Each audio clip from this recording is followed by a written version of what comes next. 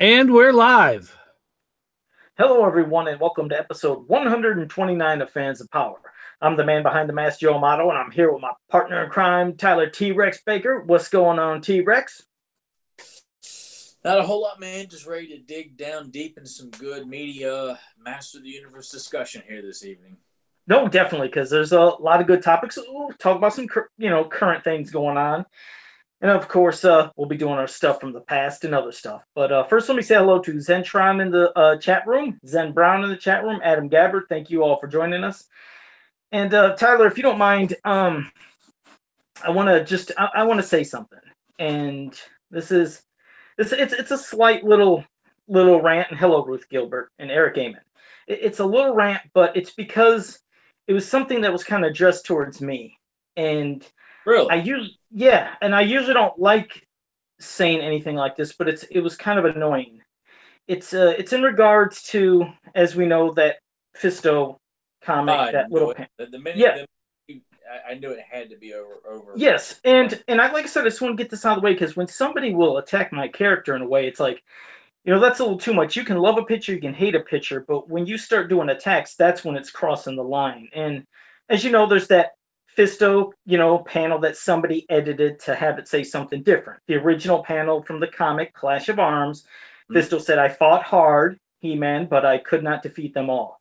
And somebody just to have fun said, "I fisted hard, He-Man, but I could not fist them all." Now, I'm not exaggerating, as you know, because you've seen my wall, and I'm just not making this stuff up. Between messages, the tags, posting on my walls, emails, that picture has popped up to me over 200 times. And it's always somebody saying, "Joe, did Fisto really say that? Oh my God, he said, oh, that was terrible for a mini comic." And then there's those that say, "Hey, Joe, this is funny." But the majority of people thought this was real. So I thought, you know what? How about I kind of like fix the situation in a way to where I'll put a photo of the original comic with the edited one with sane altered dialogue, put it on my wall, make a post, and then possibly if somebody sees my post and then they're in another group and they see the altered one, they won't have the need to say, "Hey, I'm going to tag Joe." And then I won't have to reply back. So it's like saving both of us time, and along with maybe somebody saying, "Hey, I know what the real thing is," and maybe even educating people who think it could be real. Now, I made a post about it and I said, "Yeah, he says some kind of like perverted dialogue, blah, blah, blah." And, like I'm going on, on and then talking about how here's the real stuff. Then all of a sudden you get somebody that wants their 15 minutes of fame. And there's this guy that isn't on my friends list. He had no friends in common, didn't see him in any of the other He-Man groups. He found the need to jump on my wall and attack me. And he said, "I'm gay," and he says, "and in the gay community," he says, "Joe, that's a common practice," what Fisto was saying. And he Oh my says, and God! yes, Jesus Christ, man! that's what I was like, wait, what? So he said he was gay, and in the gay community, he says that's a common practice. And by me saying that was perverted, he said that just shows, Joe, that you're homophobic. I was like, what? What the hell? What just happened? I mean, what are you talking about? In no point did I say anything about, this is gay, what Fisto said. Never said nothing about homophobia, anything. I was like, where did you get this? But he's saying, "Oh, because you said, perverted. So that's meaning you're homophobic." I'm like, what are you talking about? I said, when I'm saying perverted, that's in the context of saying inappropriate, like, in a comic that's geared towards kids. I was letting everybody know this was not said.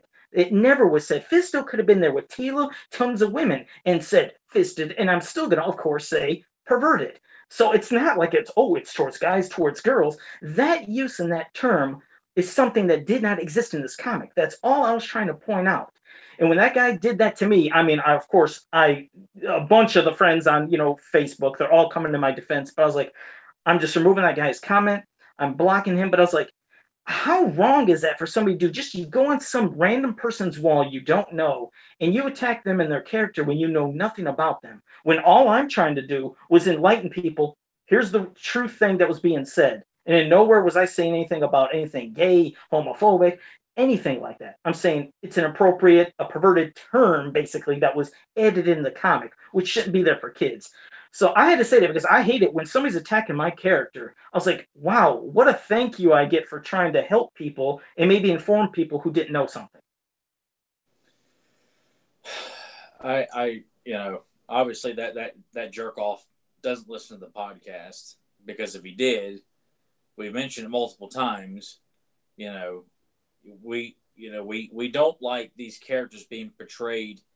I mean, look, let's make one thing perfectly clear. When these people are taking these beloved characters and portraying them in a, well, just lack of a better phrase, homosexual manner, they're not doing it to promote gay pride and support for the gay community. They're doing it to be funny.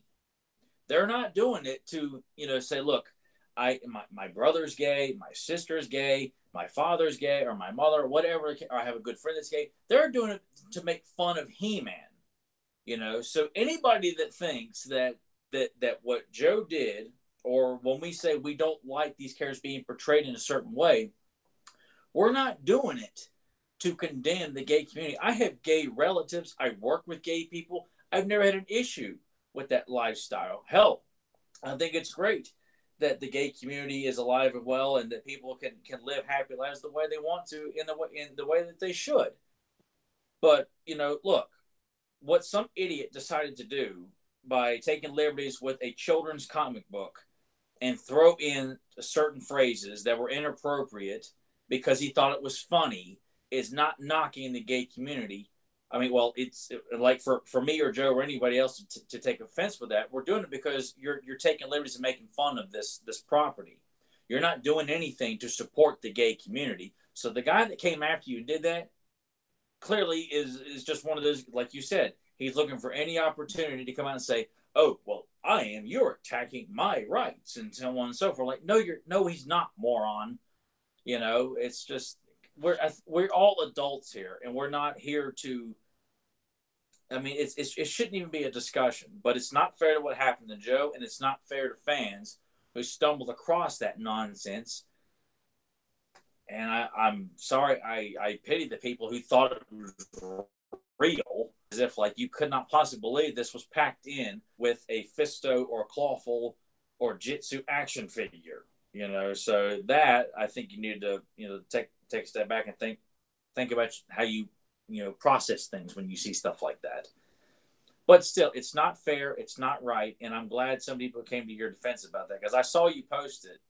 I didn't read all the comments, and I saw some people just thought, "Oh, I thought it was funny." I know some people were busting your balls about it, like just saying, "I thought," I'm sure some of them were just messing with you because you were trying to make a point, and then some probably really thought it was hilarious. And humor is subjective. If you think that kind of humor is funny, fine, more power to you. But that's not why Joe is doing it, and that's not why we disapprove of that. It's hell. No, It's I just, mean, no, I appreciate you. Like I said, nonsense. no, I I mean, don't like I said, I appreciate you saying all. understand. It's just, yeah, I just did that because, like I said, when my character's being attacked, I mean, that's something I don't like. I can't stand for, and I just wanted to say that. Just wanted to mention what I said, what I posted, and everybody understood what I meant. The Yes, context of because that. I'm certain we have a lot of listeners that are in the gay community, and I think that's the first time either one of us have encountered a negative situation in regarding that. So I think it's safe to say that listeners who are in the lesbian gay community don't have a problem with what we say on this podcast. It's just, and this is always such a touchy subject, and really this has this topic has nothing to do with talking about a classic '80s toy line. Right. I was But just, okay, defending the dialogue of the true comic. But no, man, I appreciate you saying that. So I just had to get that out there because I just hate that when people will put words in my mouth or twist words around. So I had to get that out, and I tried to keep calm, and I think I was pretty calm about that. I didn't lose it, so I well, tried to yeah, keep. we just need to hammer home that this idiot who thought it was the right thing to do, especially if you weren't friends with him, I weren't, you had no connected friends with him on social media, somehow just thought, "I'm going to be a social justice warrior and attack this guy because every children's book should, if they want to put that, that should be in every Barnes and Noble in America." You know, Yeah, yeah. God, Those people, it's annoying when somebody, you get the trolls, as I call them, like to come around, cause trouble. But but we well, don't have. that You know what? To our credit, you and I don't have too many trolls on this podcast, if any. no, I think the only time is when we had somebody trying to sell something, like, "Hey, come to this website" or And something in the yeah, chat room. I don't even consider that. But Exactly. So it's a testament to the product we put on this podcast. Product is like I'm so professional here, or the no, content on the podcast here. We don't upset many people, if at all. People seem pretty genuine. They may not agree with some of our viewpoints and things, but that's perfectly fine. We want that to be the oh yeah, that's fine. Anything we discuss something we like in the Masters, Princess of Power, New Adventures, stories, and they don't like you said, it's good. It's just fun, healthy conversation. We never attack each other back and forth in the chat room here and there. So that is what's good. And also, JSP and Grimbot have also joined us. So thank you both for joining us. But that's out of the way. And then now a quick one, a quick thing that we do not have to dwell on. But as you've seen, a complete unknown website called hashtag or whatever the hell it was, they posted that here's some new Masters of the Universe movie news, which they're taking news from old script ideas, actually other things that you're just scrambling around in their brains too, just combining it. And they were saying, here's the new official news, which this website is called hashtag. Nobody's ever heard of it. Then other websites started sharing their news. I was like, people relax. I was like, this site, you could tell it's fake, it's old stuff, and they don't know what they're doing. And sure enough, one of the Knee brothers came out and said, no, this is false. I mean, this is not happening. So if you guys were worked up thinking what that stuff you read about He-Man and Skeletor being brothers and all this stuff from old stuff along with crazy combined other things, no, it's not happening. That was all just a fake post. It was a fake website article. So yeah, the minute those posts were popping up, and I just happened to see, I forgot what it was, but all I saw was Adam and Skeletor were brothers. Click. And I kept going. I'm like, no, yeah, sure, whatever, and just went and looked up the latest NBA post or something like that. I disregarded it about as fast as I could fart. Whatever, gone. It's done. I don't believe it for a second. So yeah, it was definitely quick and forget. You could tell it was fake, but some people might have bought into it. But now that they posted, given that there's been so many scripts written for this movie, it's not surprising that along with that ridiculous one that was written by Justin Marks back in the early or mid 2000s, and this one, and God knows what else, whatever the hell. Was that the one where Skeletor was going to be wearing a mask or something, or what? He's wearing a mask and wants the people to love him and all this other horse crap, and just oh God, man, it's I swear to God, why is it so hard for this property to find someone with competence and not their head stuck up their own ass, and it just feels like, oh, I gotta come here and flip flop everything and turn this inside out and make it as if like it's such a complicated idea to put on the silver screen. Man. Yeah, well, at least now they know, yes, that wasn't true, so that's out of the way. Now, as for any recent stuff of things being at the stores, I think for fans who like collecting those little Mega Construct figures or whatever, Faker's been released. So keep an eye out for that little Faker Mega Constructs, because that'll be cool to add to the other ones. Because I think what we have, Tila, Beastman, He-Man, and Skeletor. I think those are the 4 so far, correct? Yes.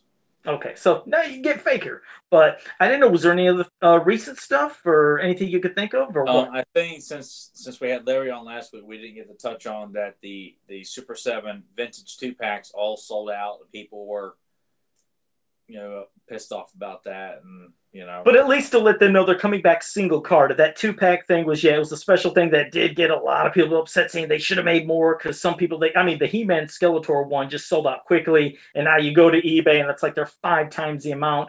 But they're still going to be released single carded. But that was just one special. What was a special one-time thing for the 2-packs of He-Man, Skeletor, She-Ra, and I felt like it was nothing to get upset about. And of course, it's like pissing in the wind. It's pointless to tell the fans that, hey, relax, there's more coming, or this is not the only release of it. God, everybody's just ready to pull out the pitchforks and the torches and start flipping cars over, and you've got fires and dumpsters starting, and some were concerned. You're right, I did see some people concerned because they thought that was it. They said, oh my God, I missed my chance, I'm never getting the figures. They didn't know that there's going to be single cards. Some still wanted the 2-packs, but a lot of people you've seen on Facebook, they were thinking that was their only chance. So at least they were a little more set at ease, knowing, well, you're still going to be able to get the figures, and they'll be individually carded. Yes. So and also, Well, one Right. quick thing. I was going to say one quick thing. I didn't mean to interrupt you, but Zen Brown also mentioned, and I forgot about this, that they showed a pic of the Wind Raider for, I think, Mega Constructs. Did you Yeah. see that somewhere? Yeah. Yeah, so that'd be pretty Yeah. cool Yeah. to have vehicle. Yeah. So thanks for that, Zen Brown. And now I'll pass it back to you, Tyler. I was going to say that Stridor is still available. I still haven't got mine yet, but I'm going to. I think he'll be available through I think mid-May. I think like May 22nd. I think somewhere in there. I'm always trying to remember if it's 22nd or if it was like the 13th or 15th. It's terrible. I forget the date. While you talk, I'll try to find that real Well, quick. I know. And speaking of next Sunday, which is Sunday, May 13th, I believe. Yes. May 13th. Yes. I believe that is the last day to get your PowerCon exclusives of Jitsu, Spikor, and the Montork Driel 2-pack. Once the date is over, there won't be any further orders or an extension. So we have officially a week.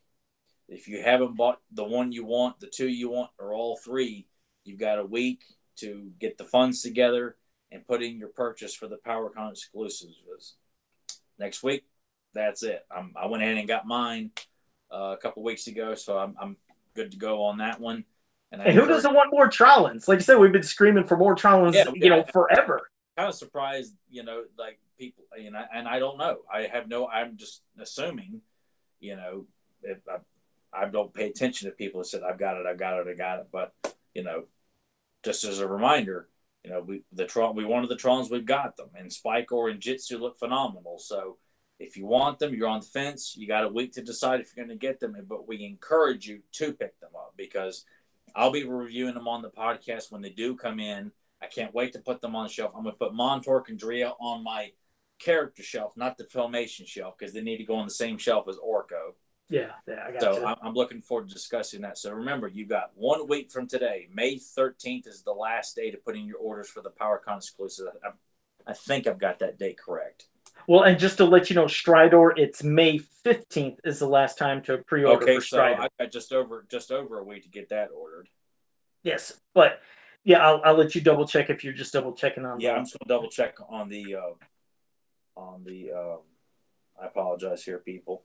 Oh, you're fine. And, well, while you're doing that, I mean, I guess I can explain the positive thing for this kind of exclusive. Because at one time, remember when exclusives would be available for, like, let's say, San Diego Comic Con or other conventions. The only way you could get them, like sometimes they would sell like whatever stock they had also on their website, or you're stuck with getting them on eBay if you did not go to the convention. So you're pretty much left with, damn, how can I get these? So it's not like these are hard to get. You're pre-ordering them. You had a giant window, and it's just like when you would get a subscription for any of the other figures. So you're not going to get these. If you pre-order, you're going to get them because they're made to order, correct? As long as you do it, you're going to get the figures. Yeah, I don't see this as one of those scenarios where in 6 months from now, Super 7 is going to show up for Black Friday or their Cyber Monday, and Chopper, Spikor, and Montork Driel are popping up. So that will not be the case, and it is Sunday, May 13th is the last day. So yes, these are made to order, and you don't have to get all three. If you're thinking it's that whole scenario, you got to sub up and you have to buy all three. No, you can buy just one. If you just want Chopper, you can do that. You want just Spikor, you can do that. If you want the 2-pack with Driel and Montork, you can do that. If you just want two, you can do that. So take comfort in that you don't have to buy all three, because it's, money's tight for all of us. I'm not going to pull a Joe Amato here and tell everybody to go to McDonald's. We won't do that story again. I won't do that again.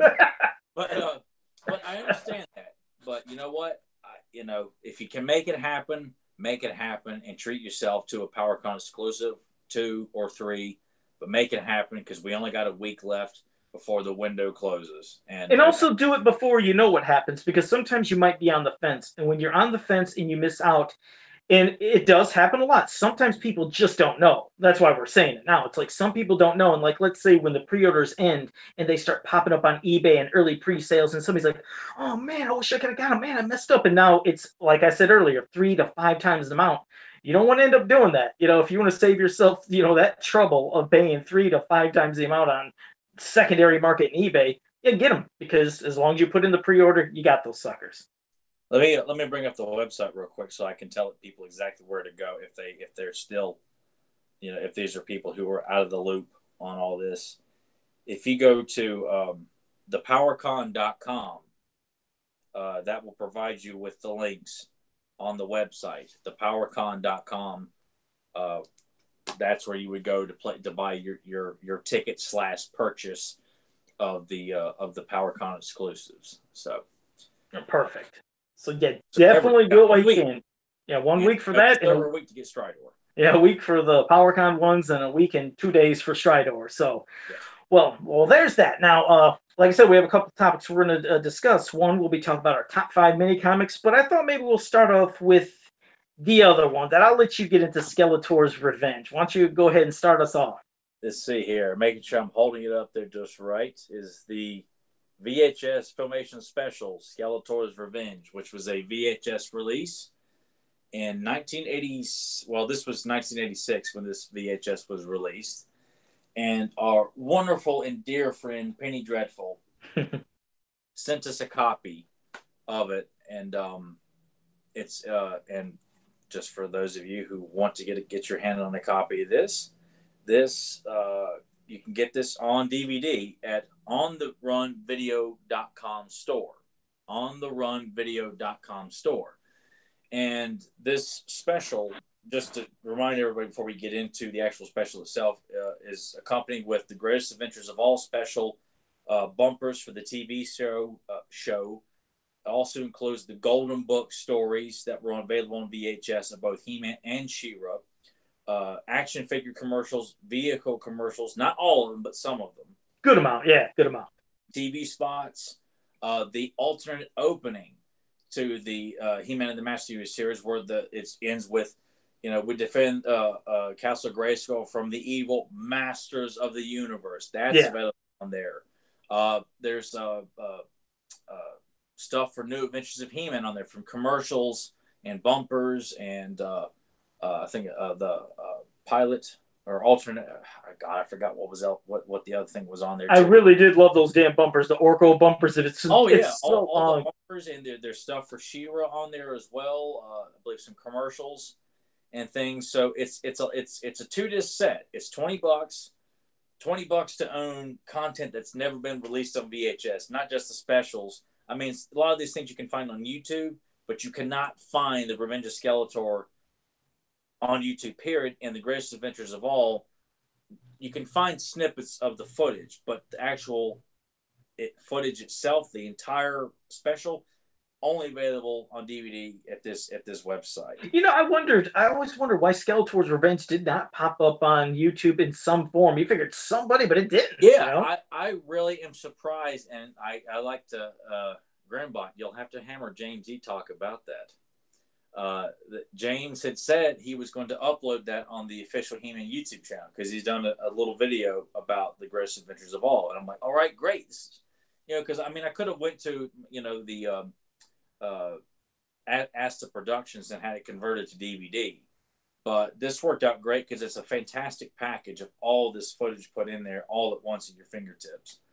So I don't know why, but you know what? Maybe it's just it's. I think this is a great way to go about it. $20 is quite a deal. And hey, while you're there, I went and checked out the website myself. They've got complete series and episodes of Muppet Babies, Bucky O'Hare, Dungeons and Dragons, Inhumanoids.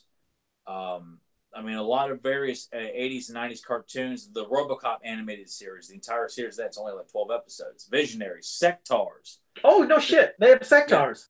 Yeah, this website. Because there's only Didn't they do only 4 or 5 episodes of Sectars? Oh, wow. Yeah. So that's available on this website as well. I was looking through it. I'm like, I like to have that Muppet Baby set so I can see my little nephew sees it, because I like Muppet Babies. It's just funny as hell. And no, like to have that. Yeah, no, I was going to say real quick, talking about the Skeletor's Revenge, because some people are wondering, is this like a whole complete episode? Like, when you guys are talking about, what are you talking about? What context? It's like you said, he's basically introducing himself, who he is. He has Evelyn with Beastman, and then they're talking about some of his times of battling He-Man. Then it goes into, like you said, an episode. Then when that episode ends, you hear, Skeletor talking. He says he's looking over his big domed, vision pool. I'm sure this is a Hover technical screen. term. Hover screen, thank you. And he looks over it, then he talks again. Then he talks about some of the new evil warriors he has that he's going to use. And then one was in a battle. But all this animation is completely unique to, I mean, of course there might be a little thing we've seen before, but what I mean is this whole scene is just for the Skeletor's revenge, but it has so many unique pieces of animation. That's what I Yes. love. Like, I was always wondering, does James Eatock, is he hopefully lucky enough to have cells of this stuff? Especially like when Skeletor gets upset with Beastman and turns him into a frog, and there's like a beast frog. It's like, this is the coolest damn thing. But has he ever mentioned, did you ever hear anything from James if he I has don't. any? I want to say I thought James had shared an image because it's towards the end of the special where Skeletor comes up to Beastman and says, it kind of does like this little finger animation in front of Beastman, like puts his arm around him and says, we will do this and we will get, it's beautiful animation. I think he has shared like an image or a screen cap of that, but Well, just to let you know, Grimbot in the chat room just said he does have some of the cells, so of that's pretty course he cool. does. But of course, because you know what, and this is Why would I even question such a thing? exactly which I'm going to ask you something, and if you don't know it, maybe Grimbot would join in because I don't have that steel trap of a memory like you do, Tyler. But in regards to the entire Filmation series, was there ever any other time where Panther was shown with a collar around his neck? Because I noticed a collar on his neck in that animation. I was like, Yeah. I don't think I've ever seen a collar on him. Not that I'm aware of. I mean, for the most part, if he's not wearing the saddle, he's pretty much kind of laying there bareback, or even standing around bareback, like in Colossal Awakes, or in Double Edged Sword, or Evelyn's Plot. I don't recall having a collar around his neck, but I mean, to paint an even greater picture here too. You get the opening sequence, what you're used to, and then it opens up. And I love this piece of music that plays. It's in so many episodes, but it's. I'll steal this from James Eatock. I like to steal a lot from him, but if I steal from him, I'll always give him credit. Okay. But the phrase "impending doom," and I always felt this piece of music, and Joe knows what I'm talking about. It's taken through these panning shots of various parts of Eternia and building up to Snake Mountain, and when it goes into Skeletor's throne room, this beautiful animation of him, appearing out of thin air in his throne, and then Beastman and Evelyn show up, and this, I mean, just so many. I mean, like when the animation of him firing the Havoc staff, a lot of brand new animation. There's a lot of extra details on Skeletor, like his body, there's a lot more muscle definition. Even in his face, when he's doing certain ways, he turns. Yeah. Yeah, there's a lot more animation in his face. I mean, the sequence where he jumps up on the table and waving his Havoc staff in his fist at them. I'll turn you both into salt and pepper shakers. It's a silly remark, but damn it, the sequence looks beautiful. And when I saw this, I thought it was so cool that after the first episode, the Energy Beast, and then that's when Skeletor introduces you, which was done for kids to let the kids know we got new villains coming into this series, and shows you Whiplash, Webstore, and Cobra Khan in the hover screen, and he introduces them by name, and you see them in action, and it's such a great way. I saw this in 5th grade, so this was like 94, I think 94, 95. I had already seen these characters in the cartoon up to this point, but it's still so exciting. Like, oh, I get it now. This was their way of introducing, the audience at that time. It was like, oh man, it's like Cobra Khan, because by this point you should have probably already seen them in action figure form, possibly, or maybe even up to that point. No, I liked it. You're right. I mean, the thing is, I had to be just surprised when they came on TV, or because I have a poster over in the spot on the wall that advertised about new exciting episodes coming. But I could picture if I was like you and others who maybe rented those videos, and when at the end how He-Man turns at the screen, be sure to look forward to 32 exciting new episodes. I was like, I would have lost my mind. It's like, oh my god! So I love how they talk to us, like letting us know. I thought that was really cool too. When I watched it, I'm like, oh wow, Skeletor's talking to me and telling me to come closer to this view screen. Closer, And closer. Yeah, yeah. it was great. And then when um, Cat and the Spider is over to kind of showcase Webstore in action, and then Skeletor lets the audience know He-Man's got some new friends too, and then you're introduced to Buzz-Off, Mechanic, and Fisto. Yeah. And even the Beastmen are giving their thoughts on these characters, and so is Skeletor. Oh, I love that. They're like, that Yeah, one looks as strong as He-Man. I like that for Fisto. Yeah. it was just like, this is so cool to introduce the audience, like the kids, to like, they're really hyping up these characters. Skeletor's telling you, I got a new band of baddies that can beat all of you all. And I've seen one of them in action. And then you got this really cool segment, where they're saying it's too bad He-Man's always stopping us, and Skeletor's petting Panther, kneeling at him, and just kind of thinking. It says, one time I really thought I had him, and that was the biggest letdown when I saw that as a kid, because when we were introduced to Trouble with Trolla, not only was it a crummy episode, but it didn't coincide with the story that's set up in the wraparound sequences. There's another James E. Talk reference for you. It made no sense. And like, how did Skeletor almost get He-Man in this episode when he's not even in the episode? There was no peril for He-Man, essentially. So, and really, it's just one of those mistakes that I'm sure when Filmation was putting this together, they went with this episode instead of that episode, because I'm sure they got Cat and the Spider perfectly. The Energy Beast, not a good episode, but it's a kind of a fun way. I get that introduction episode. Cat and the Spider is perfect to depict Webstore, but that last one, even though Whiplash is in it, when you get in that close-up shot of Skeletor thinking, like, one time I swear I almost had it. You thought it was going to be a little more of an epic episode, yeah. And you're like, that's it? But if it wasn't for all the extra animation, and it was a bit of a letdown, because in my mind, when I'm watching this for the first time, I thought, oh my God, I'm discovering something I've never ever seen before. I can't believe this. And, I had it built up in my head. Is Too Bad going to be in this? Because I'd never seen Too Bad in the cartoon. I didn't know what to expect. But the animation sequences made it worthwhile, because even after that, when He-Man shows up and challenges Skeletor, Evil and Beastman take off.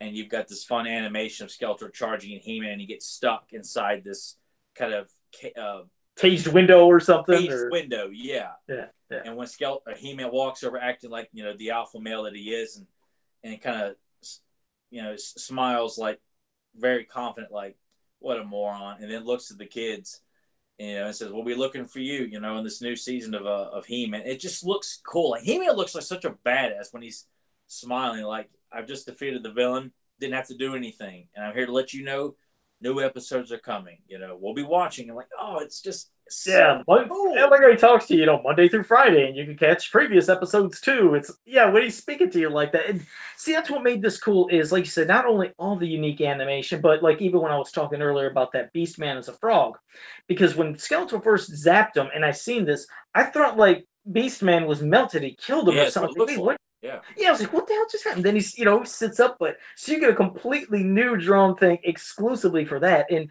I think what made me most giddy about it was in the context of, like, I know I don't remember the adventures.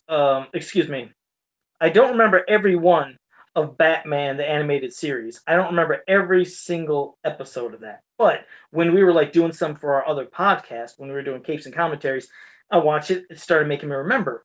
And however the heck we got on the conversation about the video games, like I always love to do, and then I shared with you and people saying, did you know that the Adventures of Batman and Robin on the Sega CD had actual, and it was like a whole nother cartoon. Yeah. And just like this, the Skeletor's Revenge, how it was doing things to lead into an episode and after, that's what the Adventures, Jesus, I keep saying, that's what, the Adventures of Batman and Robin. That's what that video game did. It had animations before you did a level and after the level, the aftermath. So you got to see that for the first time, and I think you were pretty giddy because you figured, you think you've seen all that, you see something new. So that's what this Skeletor's Revenge gave for me. Yeah, I imagine it was probably pretty enjoyable for you, because this is Joe's first. I've talked about it multiple times on the podcast, but up until Penny's help, Joe has never seen this before. So it's so cool to finally talk to somebody that has actually seen this footage, because I felt like, I know James had seen it, but I hadn't really got to converse with him about it. So It's and I'm sure Grimbot is probably seeing it. I'm assuming Grimbot is probably Oh seeing it. yes, I'm sure he has because in a way he might have gave me little snippets. It wasn't the big screen like I watched on TV, but I got snippets to see some of that Skeletor's Revenge, but to see it all on big screen and full, and I loved it. Even felt like I was watching it on TV. I mean, it had that like VHS type of And that's what quality. I really would love to see because I've got a whole bunch of VHS. I would love to have this transferred to DVD so I could watch that traditional old school VHS kind of grit and grain the way and with the RCA Columbia House introduction to it and Takes you everything. back. It takes you back. It really Yeah, does. watching it on DVD it just doesn't have the same magic as watching it on VHS because I've got the Greatest Adventures of All on DVD already, but the quality on this one I actually like a little bit better. Um, but it's there's nothing like it because that was the way I watched it for so long. The DVD versions are a little too polished. The panning speed is it feels like it's sped up a little bit for some reason. Maybe I'm out of my mind. Maybe Grimbach can confirm that one if he if he knows what I'm sure he knows what I'm talking about. But yeah, there's nothing like it. So it's hard to find and not you will not have this box art for the DVD set. They put together their own artwork. This has got Webstar attacking He-Man at Snake Mountain. And you've got the back here with He-Man inside the Cat's Temple, and a random shot of Merman and Whiplash, but looks like it's from Island of Fear. And then you've got Orko and Man at Arms. One thing about a lot of these VHS tapes, they would put images for other episodes on the backs of them That sometimes. worked. Yeah. And I would say, like, well, that's not in the tape. What episode is that from? So I would, it was. That would have got me as a kid. I could imagine. I would have Yeah. been annoyed. Like, So, what's yeah, happening? Did I miss something? I'm glad I had those kind of memories. But I encourage fans. I think Wade Thurman, who's one of our listeners, had told me that he went ahead and purchased a copy of that. So I'm That's hoping he pretty cool enjoyed it. that you got. Yeah, you've had a couple people that mentioned that. I think I even seen on my wall. So, yeah, after you talked about it, a week or a couple weeks ago, you got people to do it. And also, Grimbot did say James mentioned in the guide that the third episode was going to be the Gamesman. So I didn't know that. So Gamesman though, for the Skeletor's Revenge special. I think that's what he's referring to. Of course, he'll pop it up saying it, but yeah, I think that's what he was referring to. Hmm. I haven't watched that episode in a long time, so Yeah. I'm kind of it just doesn't register to me like to be the one that Skeletor almost got He-Man. Well, Like this no, I feel like there's so many other more episodes that would have fit that spot. yeah, I know what you mean. I know what you mean.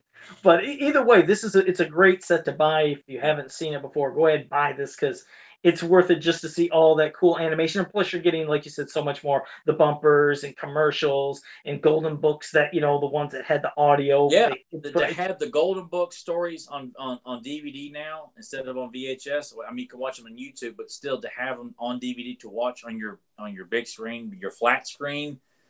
Hey, it's not available anywhere else, and I'd say at this point, it's probably never gonna be. So if you want a copy to watch on your big TV, this is the place to do it. It's one big package of great He-Man footage. I can't encourage people enough to go get their copy of it because it's nice to have all this, forgotten footage is available to purchase because it's whoever's running this site is friends with Penny, and I'm pretty sure. And I want to, if they're listening, I want to thank them for putting all this together. It's great. It is. Yeah, it's a lot of great stuff, and I think every He-Man fan owes it to themselves to have this in their collection of He-Man animation from, videotapes, DVDs, laser discs, cells, whatever. It's stuff that's not seen. It's not available on the internet. At least Skeletor's Revenge, you can't watch it anywhere else. If you want to see it, it's worth it. The animation is beautiful. It's exciting. Yeah.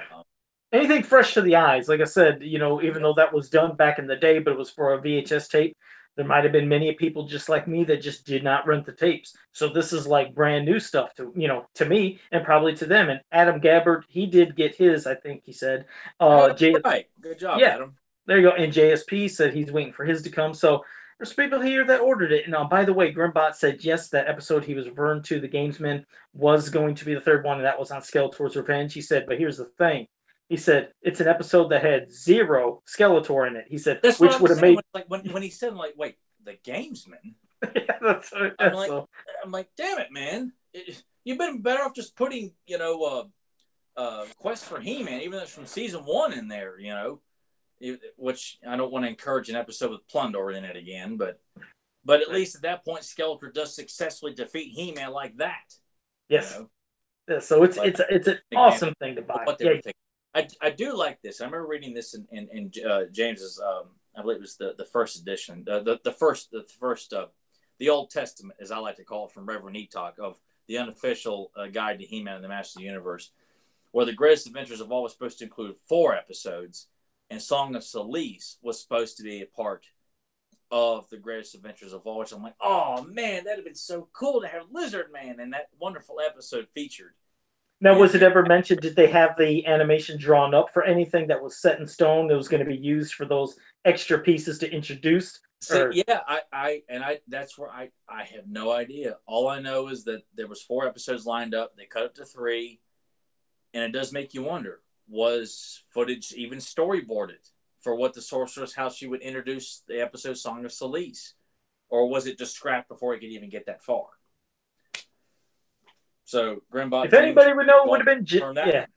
yeah, well, exactly. Maybe we'll one day hear that also. But okay, well, that's that. So we discussed Skeletor's Revenge. Now we're gonna get into, just at least saying we're not gonna read every single one, so you don't have to worry about us like holding you on forever. But we're gonna discuss our top 5 mini comic picks. Now, as I told you when we did this a long time ago, in that episode, I was a little off my game, being irritated, just to let you know. So I didn't really give my true top 5, but I'll just start off with, I guess, saying what one of my. Well, I'm gonna have to go in order. Well, shit, do I go in order? Well, I tell hell, you here we what, go. you just give me. Let's do it at random here. Just random. Okay. All right. Well, the one we talked about it recently, the Terror of Triclops. If you want a mini comic that's going to show Triclops portrayed probably one of the best ways I've ever seen, this is where you have it, because this is where you see him. Like you could say bounty hunter, whatever you want to refer to him as, but somebody that's brought forth by Skeletor, who's able to knock out Battle Cat, take care of Tila, take care of Ram Man, and at one point even best He-Man. It shows how damn skilled he was. I mean, plus being just a good story in itself. But anytime you can see Triclops being shown in this way, this is the perfect way, because I can't really think of any other time I've seen him get this kind of great treatment. And of course, yes, this is his mini comic, but they did a hell of a great job just portraying Triclops. So yes, right there, Terror Triclops. That's one of my picks. I don't know about what you thought, but yeah. I initially, yes, it's in my top 5. However, just so we don't constantly, because you and I repeat each other so much when we come up with our definitive list, and I run through a list and kind of, okay, I can cross that one out. So simply on the fact that I think most of our lists could be similar, Triclops, me personally, yes, it is in my top 5. But Okay. to give the limelight to another mini comic that I absolutely treasure and love is Snake Attack. It's one that I've had since I was little. It was a very impressionable book, and it's all about the stilt stalkers, man. I You love them absolutely damn love stuff. seeing that beautiful shot of Tongue Lasher and Rattler being confronted by He-Man on stilt stalkers in the swamp with Extendar. I just thought it was epic as hell, because as a kid, when I was like, I want the stilt stalkers. So, and plus, not to mention, it's a great story. Skeletor looks like the arguably the most evil he's ever looked in that one, and King Hiss. It was just, it's a beautiful comic book, mini comic. One of the best stories. It's a great Extendar story. I mean, the whole thing is good from beginning to end.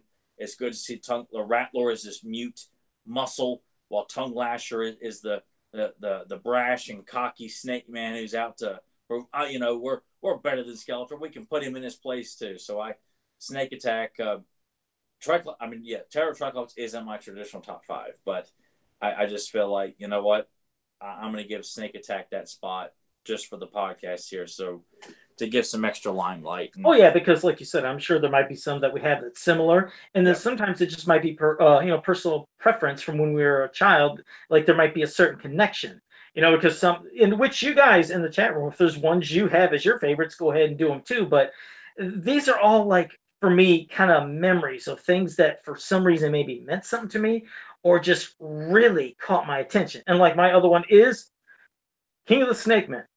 This this one just got, of course, this is where we see King Hiss popping out of that pit when Skeletor brings them.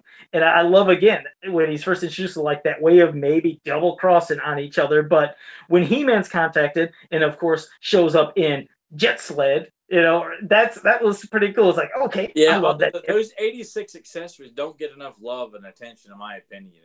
No, they don't. So you see him in that after the sorceress contacts him, and I love seeing the jet sled. And when he arrives, he's thinking that Cobra Khan and Skeletor are beating up on some innocent guy, which it's a whole ploy. It's King Hiss. Skeletor takes off, and He-Man like wants to shake his hand, and when he sheds into King Hiss, it's like he looks. I loved how he looked. He looks so damn wicked with all the snakes and how they drew him in that. But and then he hypnotizes He-Man to kind of daze him out, but within this, of course, you see he then brings forth Ratlore and Tongue Lasher. And I like how they reference, like, wait a second, this didn't work. You're supposed to be bringing them from the past, and these guys are working for Hordak on Etheria. And, he's like, what are you doing? He's like, well, when you were gone, and of course, you hear about the banishment. That's why, like, you hear about, him being banished and the elders or whatever sending them back. So I liked hearing about, because I believe they were talking about, like, how he was for thousands of years thousands of years ago, he came to Eternia, but he's also conquered other worlds. Yeah. I love hearing backstories and interesting things like that, and now he wants to take over again. But I did like how they made a nod to Ratlore and Tongue Lasher, saying, wait a second, those guys are working for Hordak. But at the end is that sneaky little thing where Skeletor is saying, Cobra Khan, you join them so you can be my spy, but you tell me what's going on. I like that. So Cobra Khan and I like that because when you would buy those figures, like the Snake Man at that time, they would advertise Cobra Khan on the backs of the packaging, which I thought that was a nice touch to really play up. Hey, expand the Snake Man, group, get Cobra Khan, because storyline wise, he's working for, and that's what I want to see in other canons. That Cobra Khan voluntarily joins up with the Snake Man just to only report back to Skeletor, because Cobra Khan is a true evil warrior. I know people like him from NYP as a Snake Man, but man, I just picture the vintage Cobra Khan and Filmation Cobra Khan as being a very loyal henchman that Skeletor respects the hell out of. Oh yeah. Like I said, I guess it's again comes to people whatever their preference and their choice is. I was going to say, let me see. Jordell Fresh Breeze, thank you for joining us, said Escape from the Slime Pit was probably his favorite. Adam Gabbard, he said he liked a mini comic where he seen Thunder Punch He-Man. Eric Amen said, for reasons unknown, Masks of Power is the one he remembers the most. And for nostalgia is his number one of all time. Let me see. Zen Brown, the original mini Eternia books are on my personal fave. And then Jordell Fresh Breeze again said Clash of Arms, Dragon's Gift, Menace of Modula. And with JSP, Teela's Quest, Problem with Power, Quest for He-Man are some of his favorites. So I guess he got in a Filmation episode there. Wait, those are all Filmation episodes, aren't they? Yeah. Okay, those are his Filmations. I would say mini comic, but hey, JSP, I appreciate. Keep talking. I'll be right back, Joe. 1 second. Okay, no problem. Yeah, JSP. I was mentioning mini comics, but I like hearing some of the Filmation ones as well. So yeah, there's quite a few. That's what I mean. When I was sitting here, I was thinking, Jesus, I gotta pick my top 5, but there's so many great ones. So I was doing with like what you guys are doing as well. I'm trying to go from memory as a kid of ones that connected with me the most. So I see you guys are doing the same thing. Just sometimes it might be a memory of when you were a kid, but well, that was one of my others. So what's one of your others, T-Rex? Search for Keldor. Yes. Yes. Gosh, I'm holding this one. So, okay, just to let you know, I have my top 5 here. Since he's doing that, I guess you already know it's one of my top 5. I'll drop it, and we can both talk about Search for Keldor. Yeah, I had it as a kid. Very, very vague recollections. I remember more about the card back when I saw Clamp Champ for the first time when I got Faker. So for some reason, I don't know why that this mini comic didn't leave the big impression on me that Clash of Arms and others did. Because when I bought Clamp Champ in 5th or 8th grade or something. Anyway, when I bought him brand new, and Yes, I did open them up, but I do have a complete men on card clan champ over here in the acrylic case, so I have since made up for that sin. All right. At the time, there was no. I didn't have internet, and I wouldn't have internet till high school. So when I bought it, I wanted to open them up so I could display clan champ and look at the mini comic. It was the first time I had held a new mini comic in my hand since I was 4 or 5 years old. All right. So it was a big deal to me to have that mini comic, and I would look at it and to kind of essentially renew my memory of this, because at the time I had no memory of it or much of one, and seeing Scareglow and Ninja in action and everything, and it was just it's a kick-ass story. You've got so many great characters. Faker gets the short stick again, unfortunately. Yeah, with King Grandor throwing his scepter right through his chest. Quick, and I it's not. I think it's strictly the fault that they were trying to get so many characters that this mini comic was going to be featuring, from the Sorceress, King Grandor, Clan Champ, Scareglow, Ninja, Faker. You got 6 characters. Hell, weren't those basically all? I mean, weren't they all released in the same wave? Isn't that why probably the I mean, yeah. So you've got all those characters in one, and then you've got the 2 new Hordsmen, or Buzzsaw, Horak, and Mosquito, in their own comic, and then you got Snakeface, Blast Attack, and Squeeze in their own mini comic. So they're really trying to pack out all the characters as much as they can in a Horde mini comic, a Snake Man mini comic, and a Evil Warrior / Heroic Warrior mini comic. So, but that's what makes it so much fun, is that you get so many characters packed into one. And if you, like Joe, you owned that entire last wave, you probably had multiple copies of it. Oh, I did, my God. Yeah, I always wonder, I was like, what the hell do I have so many of these search for Keldors? And I forgot, it was with this figure and this figure and this figure. So, yeah, but it was like, they still had a great story, even with trying to give you so many characters in that.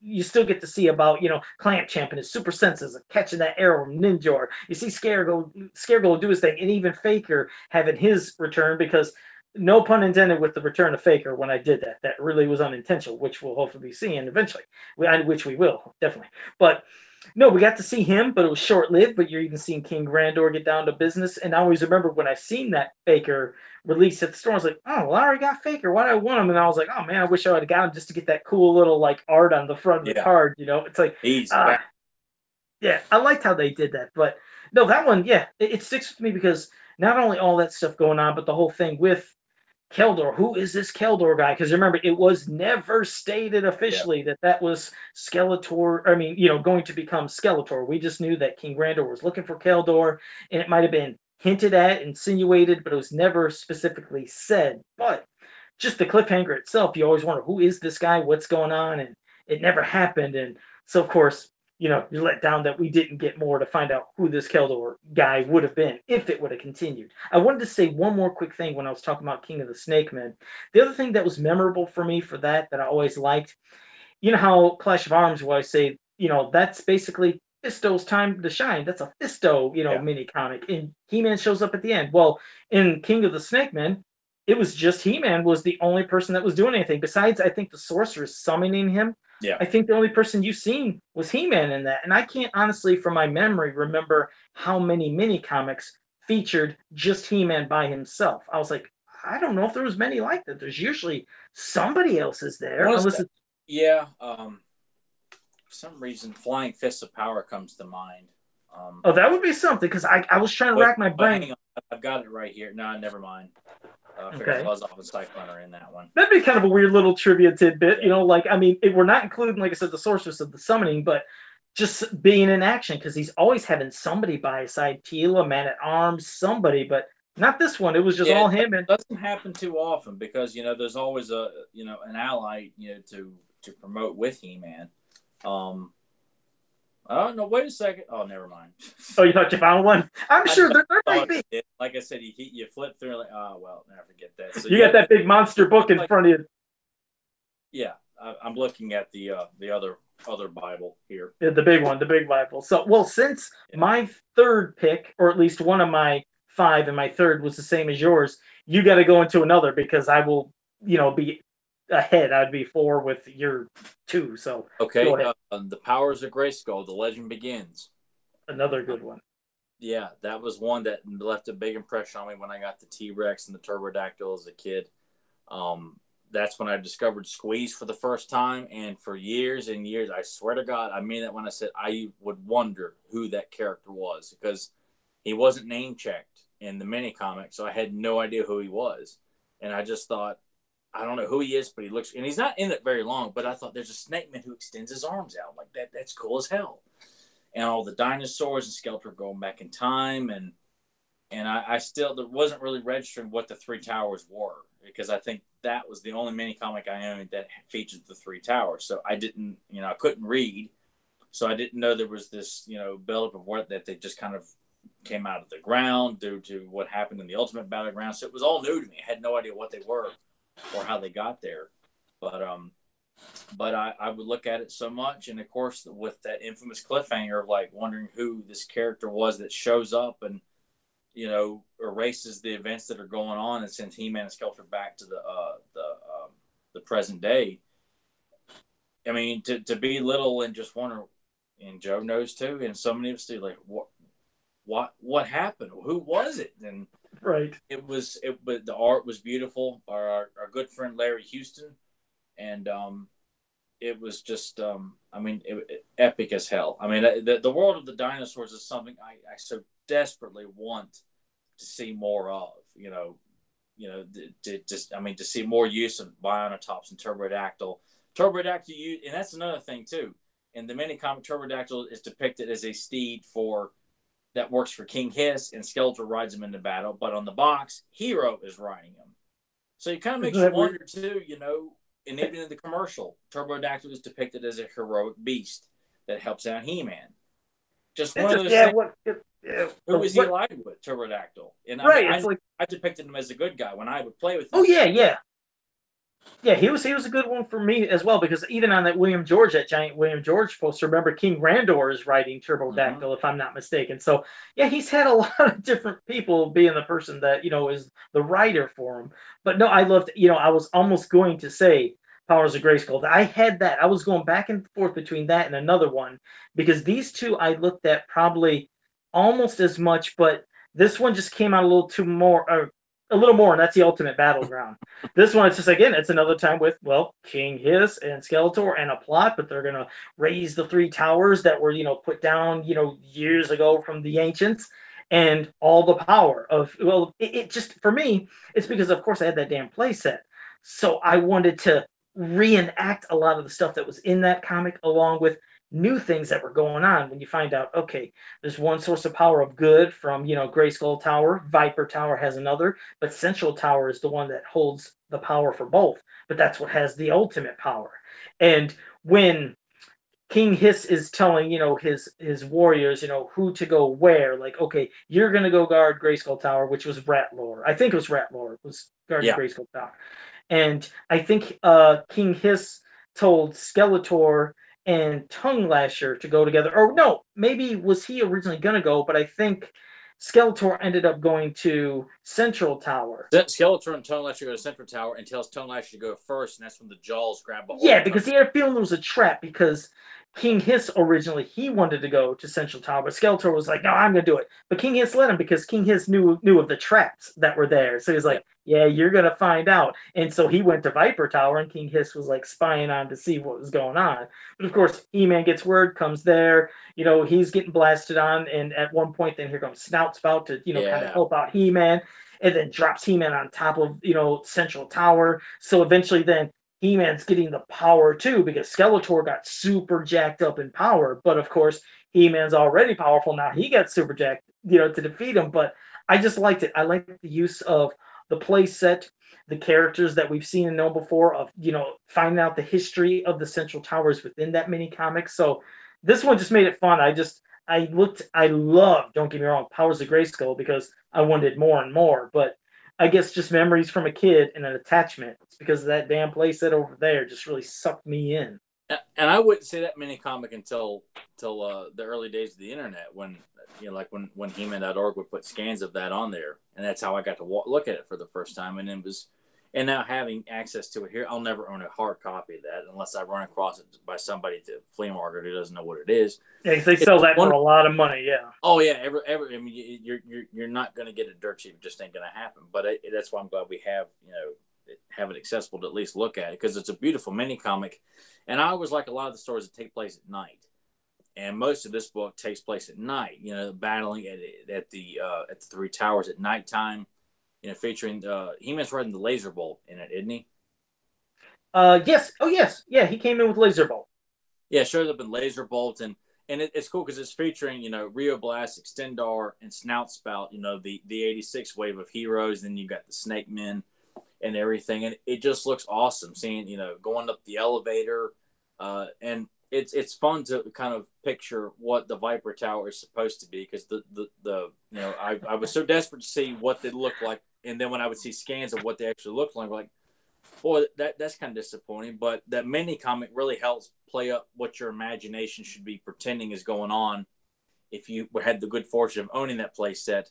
That when the head's moving around, one of the villains, it could be Modulak, it could be Cobra Khan or Blade or Sorot in the And Viper. that it's like a periscope that you would be that's looking working through. as a periscope. That any villain could go in there and use that to spy on what's going on at Central Tower or across the big blankets of mountains that you may have used to play with your action figures and stuff like that. Take a big blanket, drop it in the floor, make it like a mountain terrain or something like that. Over that way's Castle Grayskull, and over that way Snake Mountain. And that's what helped. You're right. That's what was great about this mini comic, because if you were to have the playset, I had an absolute blast with Central Tower because you could see all the stuff that's going on and what you can do with it. But when you came to Grayskull Tower, it's like, okay, somebody gets trapped. Kind of cool. Then when you play with Viper Tower, if you didn't have the context of this mini comic, you think, was this just turning the snake to scare people? You wouldn't even know what the hell it's to do. So that's why this mini comic helped. It lets you know what's going on. It's like, okay, now I can create things and build upon this and use my imagination. Yeah, and that's why it looks so great, because Bruce team did a really good job of really illustrating what you should see. That obviously the playset can't have everything, but that's what part of the fun of it was. You had to imagine a lot of it, and that's what really enhances, as a child, what kind of adventures you would be having. And one of my favorite shots in that mini comic is when He-Man's riding the battle tram. I've always loved the use of the battle tram, and see Skeletor destroy it with the laser cannon, and Snout Spout swoops down with the blaster hawk to save him and drop him off on top. I just think that was just a cool little action sequence, because I just, like in Revenge of the Snake Man, I use the battle tram to get to Viper Tower a lot faster, playing up the idea that there's a great distance between the towers. Like, even getting out and walking takes a great while to get to the other side of the three towers. So, like, the battle tram is like the fastest way to get there. Oh, I loved it. I just think it's cool. I think it's a fun thing. I want to see more. I want to see Axel, illustrate the stuff from that. I want to see more of Stilt Stalkers and the Jet Sled and the Mega Laser and the Three Towers and all of it. Yeah, I want to see all of it. I want to see more of it. I want to see more. There's so much stuff, and people are just like, drop jaw Beastman, drop jaw Beastman. Nothing wrong with that, but you know what? We got to mix it up here, people. Everything just can't be the bare minimum of the most basic of basic characters. Not to knock those characters. We can't have it with that. Well, I'm just trying to say, let's mix it up a little bit, Sure. Seeing some of the others. I mean, yeah, that playset, I know, of course, when I'd have He-Man going around with the battle tram or anything else, so yeah, it wasn't going to definitely be going at the speed you'd see in a comic, but it worked. And just like how when Skeletor got all that, the ultimate power, and then he went to the top to get onto that, laser cannon and charge it. I thought that was kind of cool, but of course, like you said, to save the day, here comes Snout Spot on Blaster Hulk shooting out those discs and knock them off. It's like, it just made for more fun, because just recreating it. I mean, I don't know if you've ever owned Blaster Hawk, but damn it, that I do own a Blaster Hawk. I got it right here on the show.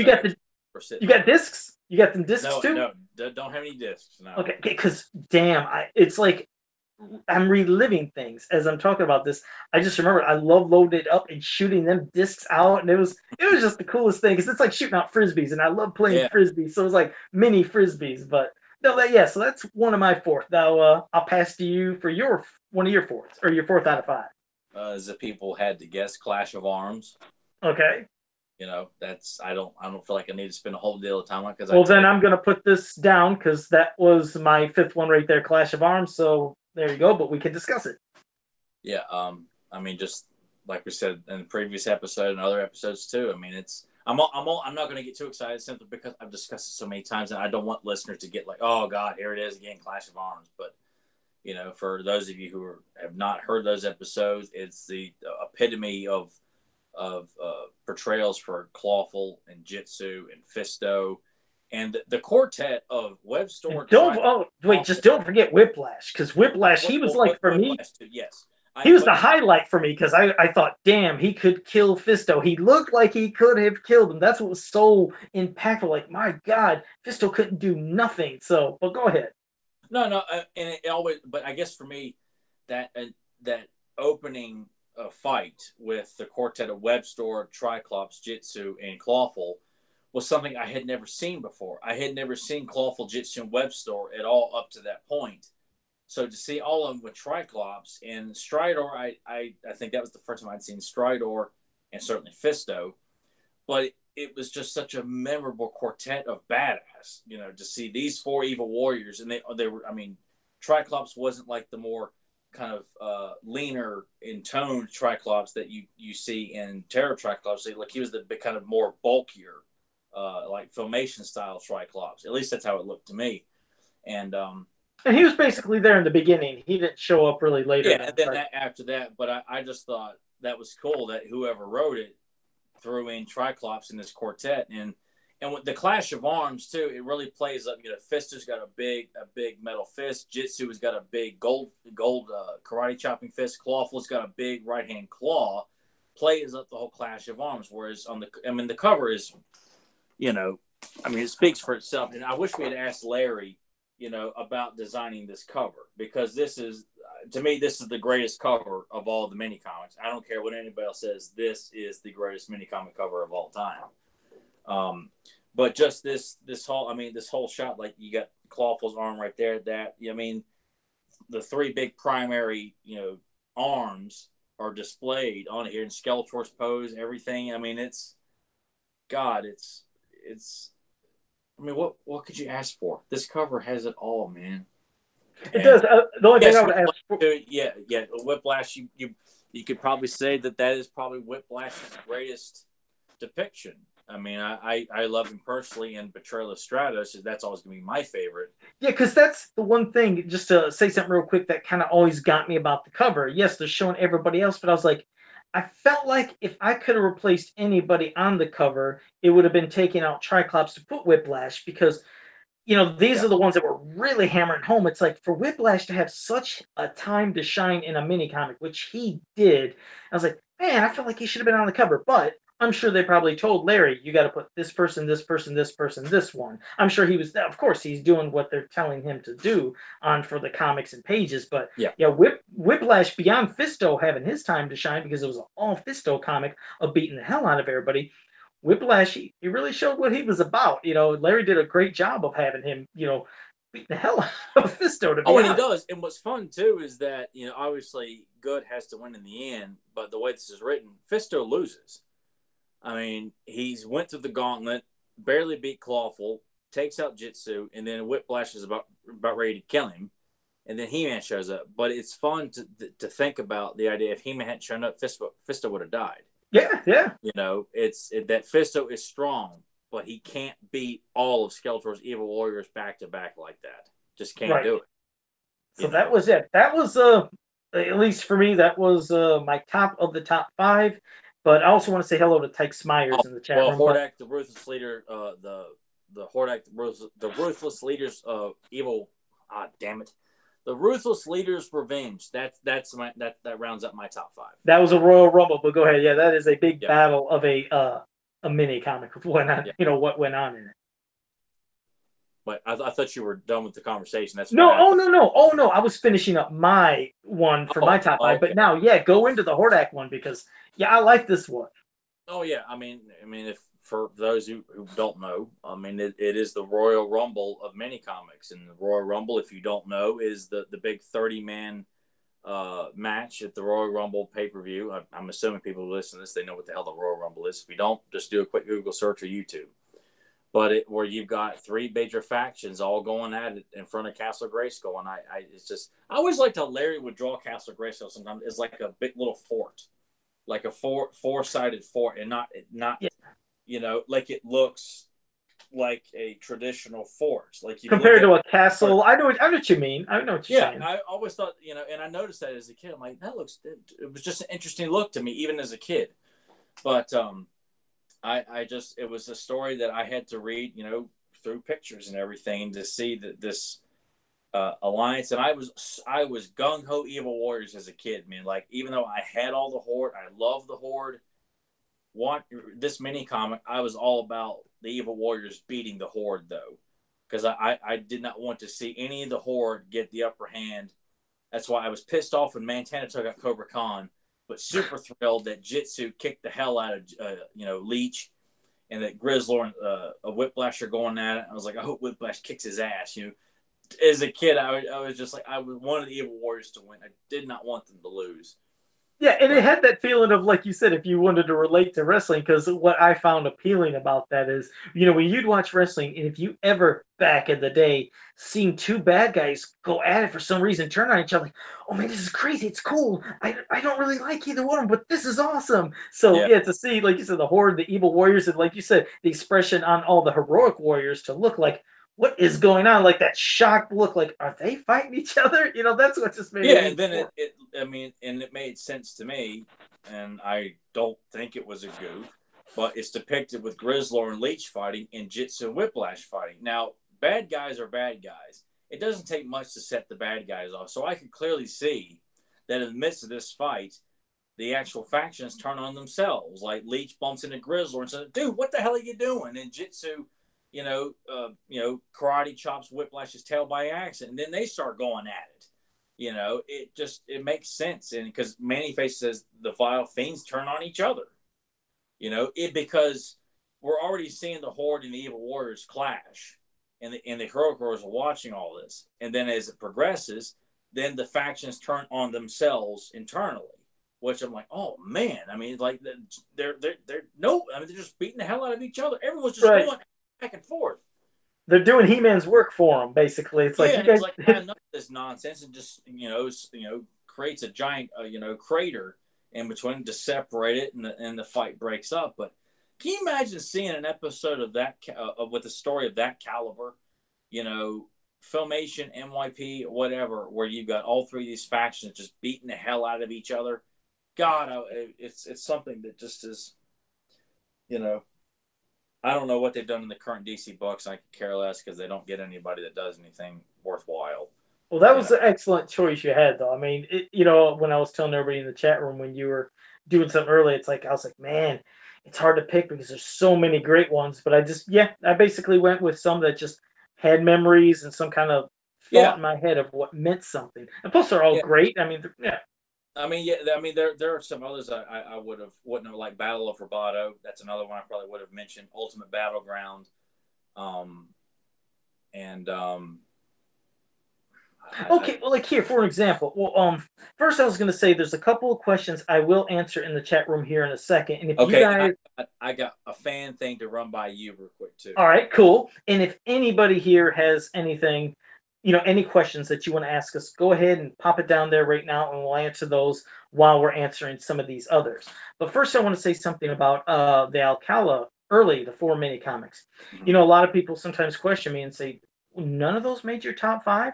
And in no way am I putting down those comics. Like I said, they're great, but I found a lot of people that, when they message me, their tops, they'll mention a lot of the early ones. And I say they were great to look at and beautiful, but sometimes the stories weren't, for me, super deep. In fact, like, because they said they were still trying to figure out what in the hell what was going on when they were doing Masters.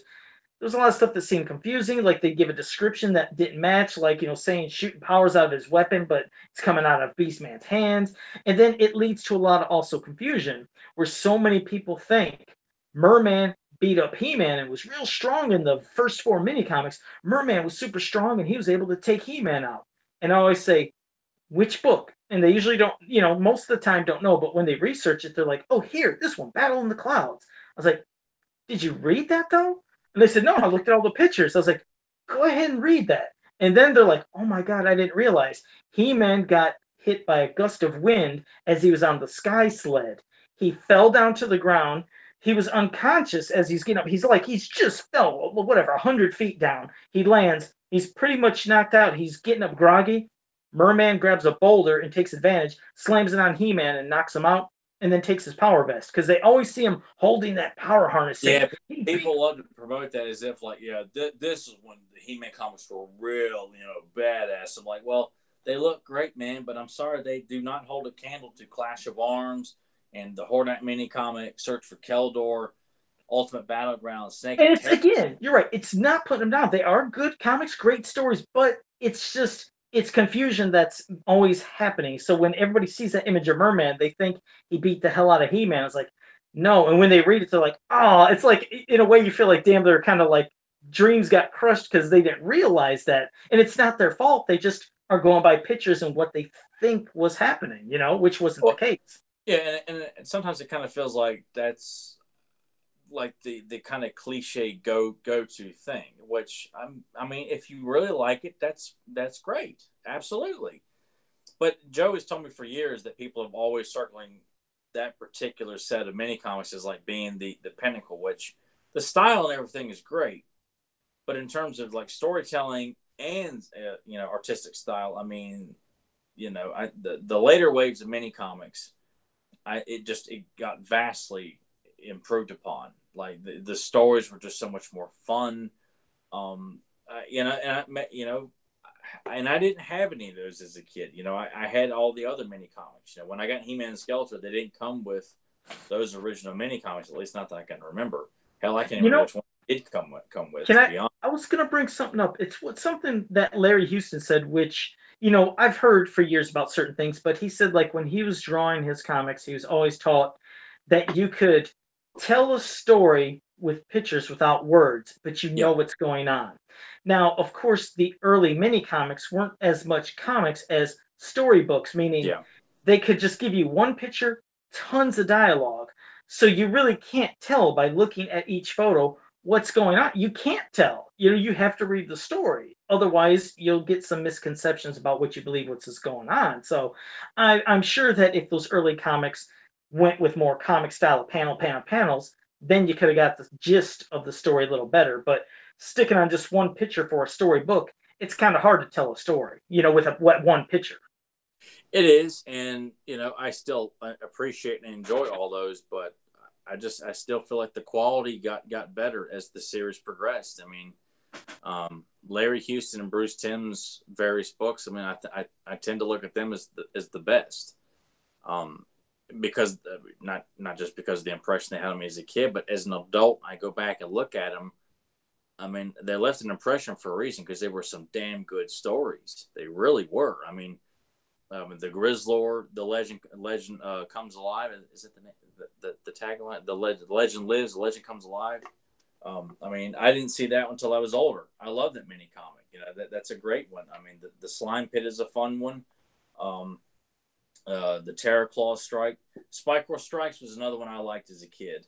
But those Terror Claws always cracked me up. It was different, compared to the toy. How he had those really long fingernail claws on the cover of the Terror Claw Strike. They looked quite different from what you had as the toy, but it still was a memorable cover. But yeah. Yeah. Well, I want to hit you first with some of the questions in the chat room before you hit me with that family. Question by you. Okay, go ahead. Yes, our friend Brad Collins hit us up, and I thought this was great. So, and he suggested, with it being basketball season, which is my personal favorite sport, and the playoffs are going on, he asked who would we put together for our own basketball teams, like the Heroic Wars versus the Evil Wars. Who would you, with our top 5 minutes, who would you put in for your starting 5? Oh Lord, well, okay, let's see on the Heroic Warriors. That one, I guess I'll do a kind of a no-brainer. I'm gonna have Extendar as center because he wrote, okay, he'd be the center. Now, somebody that would have maybe a keen sense of angles and eyes and be able to do stuff. Maybe you could put Mechanic as being maybe a power forward. I don't know. Let's see, because hey, you can see the basket a little bit better. Oh, this is a crazy question. Would Roboto be part of the team as he can analyze the plays and could be putting calculations of who he could pass to as it's going on? So Hell, look, you could throw Roboto in there. I love this being put on the spot. Um, oh God, I would. Who else could I put on that team? Would well, no, you can't have them beaten. But okay, you know how at times somebody can like as you're dribbling, you're kind of using your butt to back and back without like charging. You're Maybe posting. You're posting up. Yes, so maybe you could have Ram Man because he's big and girthy. He's posting up. He's kind of getting back as he's going to the and hell with the spring legs. Then he can boom jump and dunk it. So I guess I'll throw Ram Man on there. And it's weird. I'm just trying to use their gimmicks in a sense of who to do what. But maybe you could have. I don't know who could be a fifth. Who could be a fifth? Can Cyclone's radar detect where everybody's at and insert spots? So I'll put Cyclone in there too. So yeah. Those are my five, I guess, for a heroic basketball team. Okay, I see. I went in, took the time. I put together starting lineup for the heroic warriors, the evil warriors, the horde, and the snake men. Oh Jesus! I don't have that time, but you go ahead and do all yours. But I had to on the spot do a good guy. Oh, I know because I don't know if Joe had caught it when Brad sent it to us. So Brad, thank you very much for this. My starting heroic warriors is at point guard. I've got Lizard Man. Because I picture like he's a kind of a smaller like Muggsy Bogues kind of player. And he definitely have a good grip on that ball too when he dribbles. Awesome grip, moving the ball around, doing tricks with it, stuff like that. Right. Allen Iverson. As a picture of like him playing like Allen Iverson. All right. Cyclone as shooting guard. Plus having a human radar out there can detect when screens and picks. Being able to detect defense. People on defense. Coming up behind them or something like that. You can move around them real quick. I'd have Extendar at center. I'd have He-Man at power forward, because he's got the power. All right. Then I put Clamp Champ as small forward because of his heightened senses, to be. And I'm like also, with you got radar detection, height and see. And I thought about Roboto also, but I might put Roboto on the as assistant coach to Man at Arms. I'm gonna put Man at Arms as a head coach. Roboto be assistant coach because he can come up with analytics and things like that. I like that. All right. The Warriors, Skeletor's not going to be playing. He's too lazy to play. He's going to be coaching. So for his starting lineup, you got Spike at center because someone's going to drive to the paint. You're going to have to be willing to take a big hit from Spiker on his spiked armor. I'd have Clawful at the power forward, Jitsu at small forward, Triclops as shooting guard with his three eyes, and then Webstore as my point guard. And then to round out the other two for the horde, I've got Grizzlor as my center, Dilamug as my small forward, Leech as my power forward, Modulok as my shooting guard, and Montana as my point guard. And then for the Snake Men, Tongue Lasher's running the point as point guard, Rattler is the shooting guard. We've got Snake Face at small forward, Squeeze with his massive arms as my power forward, and Blast Attack running the paint. Because if you come through, he's going to blow up on your ass. I like that. Good choice. So I thought that was I was like, oh man, this is fantastic, man. It's like I had to sit down. Hell, I even wrote up like diagrams of like the paint and the key and everything. Of like, okay, I'm going to put He-Man here at the 4 here, but I just did the whole thing. Damn, I guess so. You definitely put a lot of thought into that. No, but I like that. I like that question, Brad. Thank you. I was just put on the spot trying to think of something, so I try to come up with something real quick. That's hard to do. It's not easy, but all right. Well, that wasn't easy either. I was just like, I don't know, because I ran through a lot of characters too. Oh, I'm sure. Wars was harder to do than anybody else. Oh, definitely. So, no, that was a great question. But okay, well, for some of the people in the chat room now, first, let's see.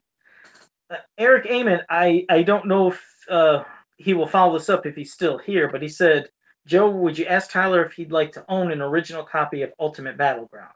So I don't know if that's leading up to a good deal or something, but I'm sure he would, but I don't know if there's the catch, but we'll see. We'll follow this up.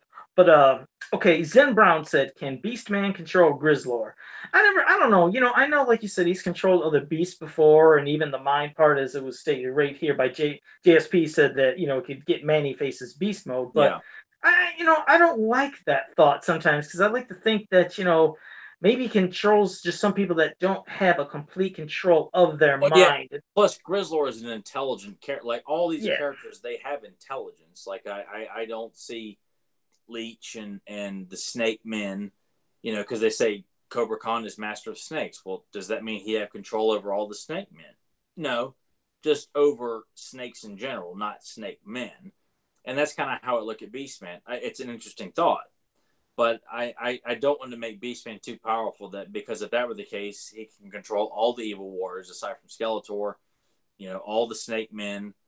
Or Cobra Khan could take over all the snake men if that were the case. But I Yeah, think it's just I just over your standard animals and reptiles that Cobra Khan and Beastman could be in control over. that's what I'd like to think of. I mean, because in some form, remember a lot of the evil warriors and other warriors, there's always some kind of hybrid between a humanoid and Yeah, some kind of monster creature, something. So it's like, where do you draw the line then? Like, who couldn't he control like I could if see he could? Beastman controlling Bear Man from Pawns of the Game Master, like his trio of like humanoid, Insect Man, and Bear Man.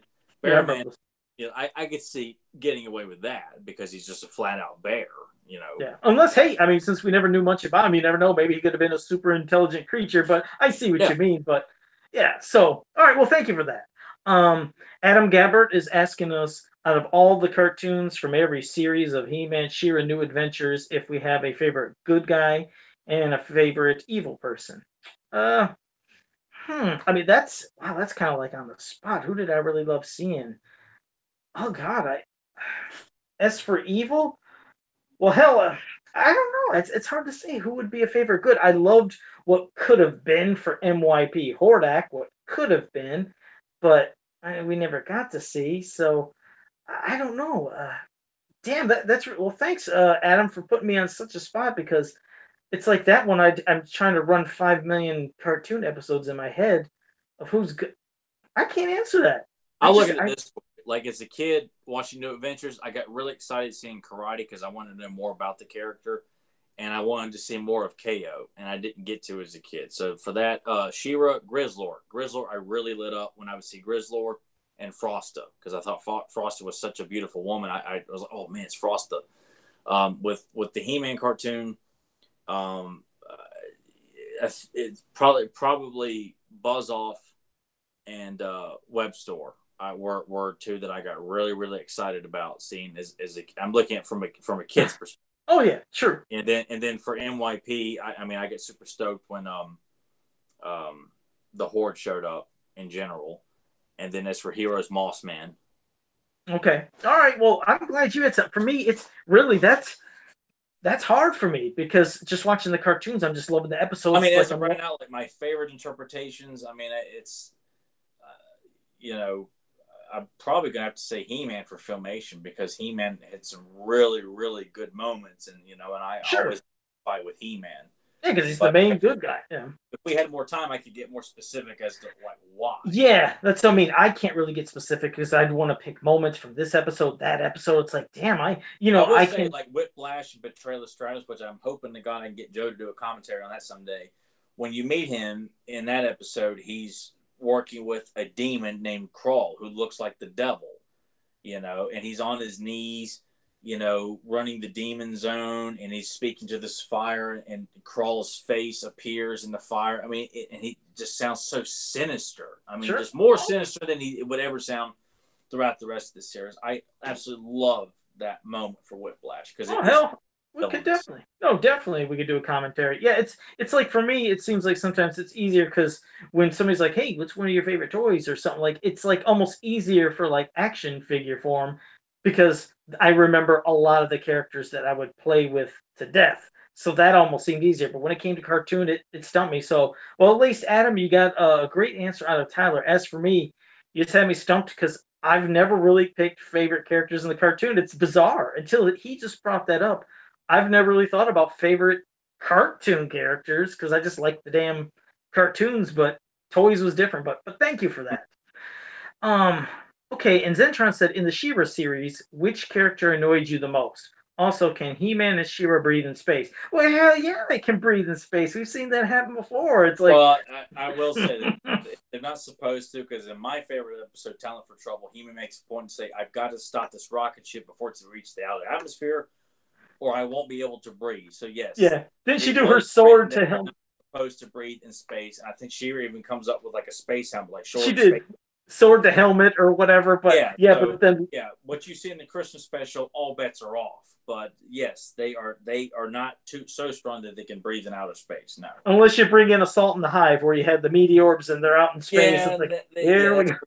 kind of feel like all the roles are thrown out the window. But for me personally, I'd like to think that if you make them too powerful, it's kind of hard to find danger for these heroes for you to root for them to get out of it. So no, I don't see them as breathing in space. All right. Yeah, because that's always a funny one to bring up. But he also said, who annoyed you the most? Well, that's the thing. It's like, I don't know if I was ever. See, some people want to pick on Imp. Oh, damn, Imp was so No, annoying. I don't think I've ever seen characters that too much annoyed me compared to disappointed me. And I always say Catcher was my biggest disappointment because I hated how she turns into this awesome, intimidating looking Panther form only to never accomplish anything. Like maybe twice she jumped and pounced and held somebody, but otherwise they turned her into a joke of a character with that form, which really pissed me off because I wanted to see her accomplish something, especially when it's so dramatic. You're going through the whole effort of seeing her putting down the mask, like, oh shoot, and she turns into that panther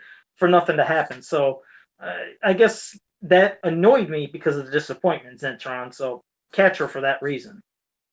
I'd probably have to say Star Child or Sven from the Seahawk. Oh, I'm Seahawks. sorry.